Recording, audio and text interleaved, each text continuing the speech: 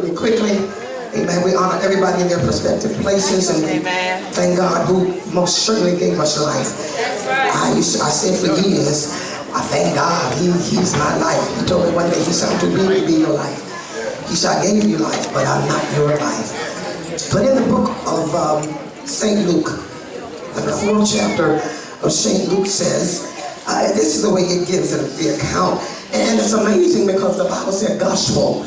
And gospel is God's pill. God's pill. Pill, you take a pill when you're sick. So this is God's pill. When you read Matthew, Mark, Luke, or John, you get God's pill, and it'll help you if you let it.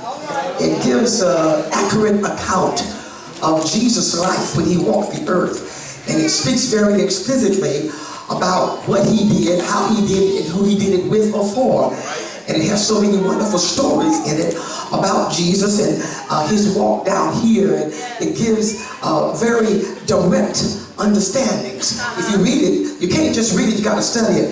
And then when you read it, you got to know that this will take you where you're going. Because he said, thy word, that's what David said, have I hid in my heart that I might not sin against thee. So to be like Jesus, you got to read his word. How you going to be like him and you don't even know anything about him? You don't know his character, you don't know what he did, you know what he didn't do, you don't know anything. So if you want to be like him, you must read about him.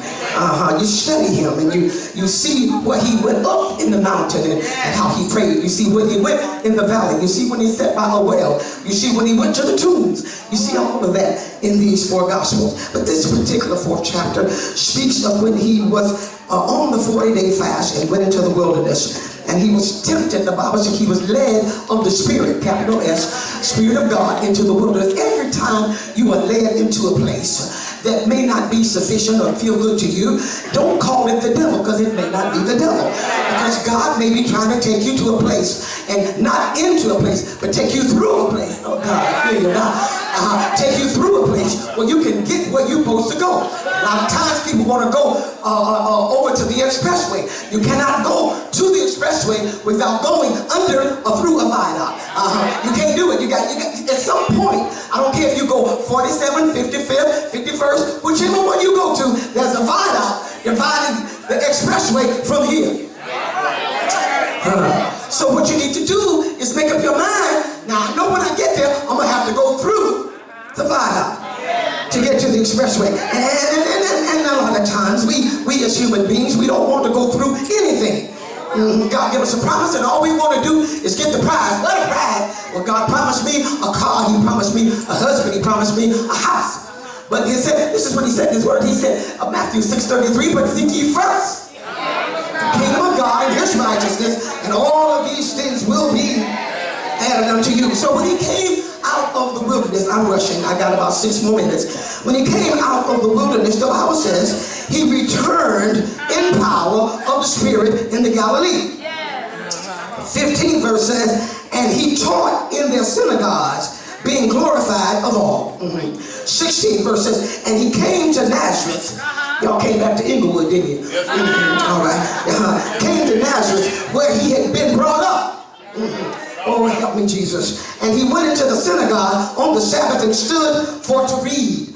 And the Bible says that he read, and there he was delivered unto him a book of the prophet Isaiah.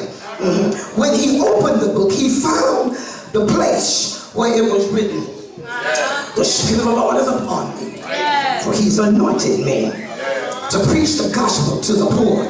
He sent me to heal the brokenhearted, to preach deliverance to the captives, and to recover sight to the blind, to preach the acceptable year of the Lord. He closed the book, gave it again to the minister, and sat down.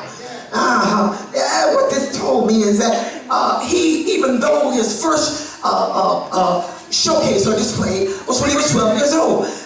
After he was born, you didn't read where he played with blocks and went to kindergarten and attended Head Start, and he went to the 3rd grade. Well, we don't have none of that. Now, Matthew, Mark, Luke, and John didn't talk about that. They all spoke that when he was 12 years old, they found him in the temple. After that, the next time you read about it was when he went down and John, Jesus, baptized him. And Jesus, God spoke out of heaven and said, this is, can the preachers help me? My beloved son, in whom I'm well pleased. And when we look at this, we we see that so I came to believe through studying a little bit that when they said Dr. Bernice, I challenged him because I was in Waycross, Georgia with Juanita Bonner Ministries because I had done her wedding and I did some things, and when I went there and they told me I had to get a doctorate, she came to me, she said, girl, go get it. I went and I started studying for it, and in studying for it, I said, God, they gonna think that I think I'm all that with a PhD. He says, well, what you are going to say to them when they challenge you is you're not a PhD like they are. You are past having doubt. That's what your PhD means. And when you get to where y'all are, you can't have no doubt about who God is. If you don't know him by now, you in trouble.